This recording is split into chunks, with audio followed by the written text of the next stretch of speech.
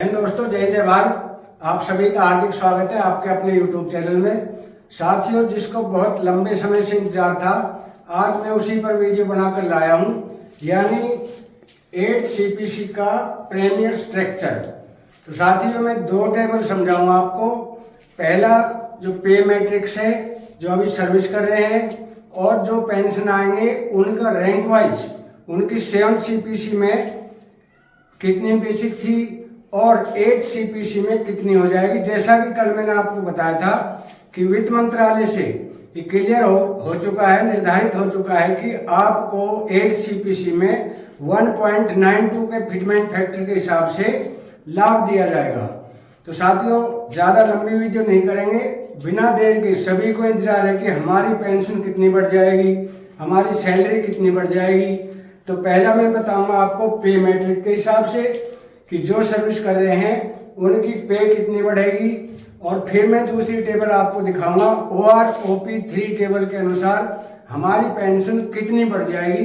तो चलिए मैं एक एक करके आपको बताता हूँ, 1 बाय 1 लूंगा, रैंक वाइज लूंगा। सबसे पहले जैसा कि आप देख रहे हैं, रैंक वाइज मैंने लिया है। तो सबसे पहले सिपाही की जो बेसिक पे है वो है 7वें वेतन आयोग में 21,700 रुपये, यानी जो पे है उसकी बात कर रहा हूँ। अब इसको हम मल्टीप्लाई करते हैं 1.92 से, तो इनकी हो जाएगी, जो सिपाही है उसकी हो जाएगी 41,664 रुपये।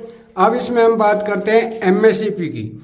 तो MSP पहले मिल रही थी 5200 रुपये, लेकिन अभी MSP मतलब 5200 को 1.92 से यदि हम मल्टीप्लाई करते हैं तो 9,000 समथिंग आता है। इसलिए मैंने लमसम 10,000 रुपये ले लिया है कि 8वें पे कमीशन में आपकी MSP सिपाही की 10,000 रुपये हो जाएगी। तो सिपाही की 8वें वेतन आयोग में जो बेसिक है वो 51,664 रुपये हो जाएगी। अब 51,664 का हम जस्ट आधा करते हैं तो ये 25,832 रुपये 8वें पे कमीशन में एक सिपाही की पेंशन हो जाएगी। अगला हम चलते हैं नायक पर। तो नायक की OROP 7 CPC में कितनी थी मिनिमम पेंशन पे? 25,500। 25,500 को हम मल्टीप्लाई करते हैं 1.92 से, तो इनकी आ जाएगी 48,960 रुपये, और MSP 10,000 रुपये। टोटल इनकी हो जाएगी नायक की 62,960 रुपये। अब यदि हम 8वें पे कमीशन की पेंशन की बात करते हैं तो इनकी पेंशन बन जाएगी 29,480 रुपये। अब हम आगे बात करते हैं हवलदार की।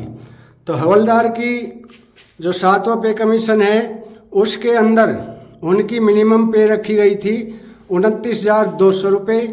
तो 29,200 मल्टीप्लाई 1.92, अभी उनकी हो जाएगी 56,064 रुपये, यानी उनकी जो पे है बेसिक पे है 56,064 रुपये। और उसी तरह से 10,000 इसमें MSP जोड़ देते हैं तो इनकी हो जाएगी, हवलदार की हो जाएगी टोटल 66,064 रुपये। और यदि हम पेंशन की बात करते हैं 8वें पे कमीशन में इनकी आधी जो पेंशन है 66,064 की 33,032 रुपये इनकी पेंशन हो जाएगी। इसी तरह हम आते हैं अब नायब सूबेदार पे। तो नायब सूबेदार की 7वें वेतन आयोग में जो बेसिक पे थी वो थी 36,400 रुपये। अब इसको हम मल्टीप्लाई करते हैं 1.92 से, तो नायब सूबेदार की हो जाएगी 67,968 रुपये, और उसी तरह 10,000 रुपये MSP। तो अब हो जाएगी इनकी 77,968 रुपये। तो 77,968 में यदि हम 8वें पे कमीशन की पेंशन की बात करते हैं तो ये हो जाएगी 38,784 रुपये। इसी तरह सूबेदार साहब की, तो सूबेदार की हम देखते हैं 41,900 रुपये 7वें पे कमीशन में, और इसको हम मल्टीप्लाई करते हैं 1.92 से, ये हो जाएगी 86,208 रुपये, और MSP इसमें जोड़ देंगे हम 10,000 रुपये, तो ये हो जाएगी 96,208 रुपये। इसी तरह इनकी 8वें पे कमीशन में जो पेंशन है वो सूबेदार की 48,104 रुपये। अभी हम लेते हैं सूबेदार मेजर साहब को। तो सूबेदार मेजर की जो 7वें वेतन आयोग में मिनिमम पे थी, बेसिक पे 47,600 रुपये।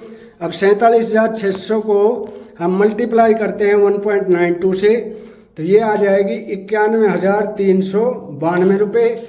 इसी तरह इनकी 10,000 रुपये हो जाएगी MSP सूबेदार साहब की, तो इनकी टोटल जो पे हो जाएगी 1,01,392 रुपये। तो इसका हम यदि आधा करते हैं 8वें पे कमीशन की पेंशन की बात करते हैं, तो इनकी पेंशन हो जाएगी 50,496 रुपये। इसी तरह ऑनरेडी लेफ्टिनेंट की हम बात कर लेते हैं। ऑनरेडी लेफ्टिनेंट साहब की अभी फिलहाल जो 7वें पे कमीशन में बेसिक थी वो थी 54,100 रुपये। अब इसको मल्टीप्लाई करेंगे हम 1.92 से, तो ये हो जाएगी 1,07,312 रुपये। अब इसमें MSP बढ़ जाएगी। 8वें पे कमीशन में MSP जो अफसर्स के लिए है वो 30,000 रुपये हो जाएगी। तो ये ऑनरेडी लेफ्टिनेंट भी अफसर्स में आते हैं, तो इनकी टोटल हो जाएगी 1,37,712 रुपये। वहीं इनकी 8वें वेतन आयोग में पेंशन हो जाएगी 68,856 रुपये। अब इसी तरह हम लेते हैं ऑनरेडी कैप्टन साहब की। तो ऑनरेडी कैप्टन की जो बेसिक है 7वें पे कमीशन में वो है 61,300 रुपये। इसको हम मल्टीप्लाई करते हैं 1.92 से, तो इनकी आ जाएगी 1,17,696 रुपये। तो अब इनकी MSP और जोड़ देते हैं, 30,000 रुपये इनको MSP होगी, तो टोटल इनकी सैलरी हो जाएगी 1,47,696 रुपये। और 8वें पे कमीशन में इनकी पेंशन हो जाएगी 73,848 रुपये।